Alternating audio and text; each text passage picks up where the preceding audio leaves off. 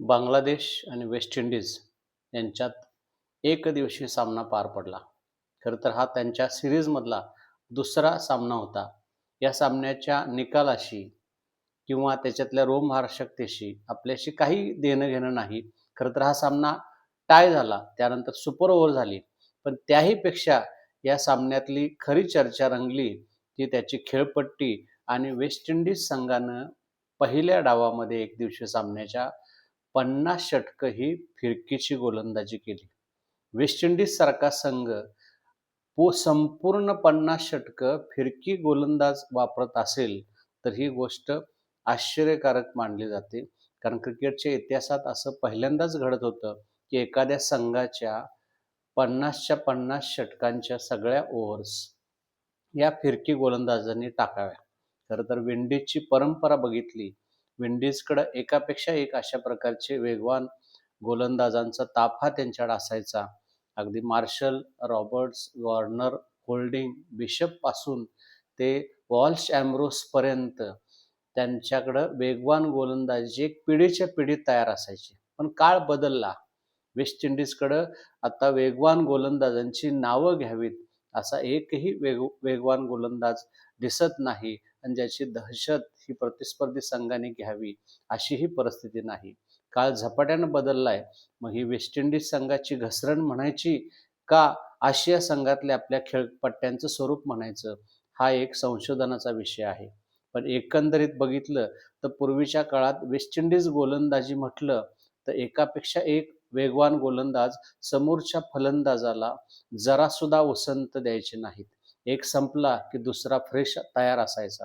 अगदी दिवसभराच्या 90 षटकांच्या खेळात 80 षटकं व्हायला यायच्या वेळेला कधीतरी औषधाला आणि सणासुदीला लॅरी गोम सारखा एखादा पार्ट टाइम किंवा विवियन रिचर्ड्स आपले हात मोकळे करून घ्यायचा आणि त्यावेळेला फलंदाजांना काय करू आणि काय नको असं व्हायचं.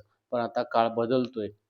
कालची खेळपट्टी बघितली तर विंडीजनं 50 फिरकीची षटकं वापरणं हे साहजिक होतं. परंतु त्यांना एकही वेगवान गोलंदाज वापरावा असं वाटलं नाही आणि गमतीचा भाग म्हणजे ज्या प्रकारची ती खेळपट्टी होती, ती बघून काही काळ मला शंका आली, की माझ्या टीव्हीचा कलर उडलाय की काय? की टीव्हीवरती ब्लॅक व्हाईट दिसतंय की काय? अशा प्रकारची शंका यायला लागली.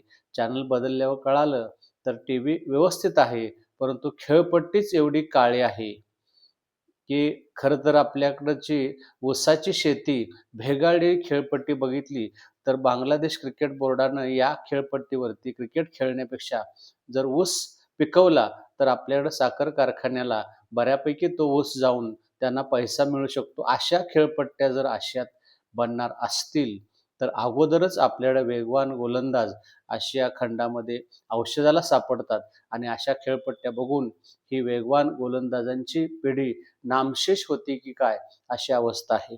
खरं तर खेळपट्ट्यांचं स्वरूप बघता आशिया खंडामध्ये कसोटी सामने हे रोमहर्षक होत नाहीत.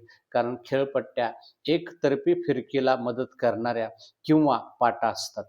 खेळपट्टी अशी असावी की ज्यानं फलंदाजांना सुद्धा स्ट्रोक मारण्यासाठी प्रवृत्त करावं. सुरुवातीला वेगवान गोलंदाजांना साथ द्यावी आणि दिवस जातील, वेळ बदलेल तसं फिरकी आणि वेगवान गोलंदाजांचे चेंडू खालीवर राहून फलंदाजांची खरी कसोट्या पाहणाऱ्या खेळपट्ट्या असायला पाहिजेत. पण असं फक्त ऑस्ट्रेलिया, इंग्लंड, दक्षिण आफ्रिका या देशामध्येच घडतं आणि म्हणून तिथले कसोटी सामने मग ते कुठल्याही देशाचे का असेनात, ते बघण्यामध्ये एक वेगळ्याच प्रकारची मजा येते. अशाच खेळपट्ट्या जर आशिया खंडामध्ये राहिल्या तर कसोटी क्रिकेट इकडं बघायला आणि पाहायला लोक का येतील अशी शंका येते. एकंदरीत या सामन्याच्या निकालापेक्षाही त्याचं खेळपट्टीचं स्वरूप आणि विंडीज संघानं पहिल्यांदाच 50 षटकं फिरकीची वापरून केलेला विश्वविक्रम याची चर्चा आता बराच काळ होत राहणार हे मात्र नक्की.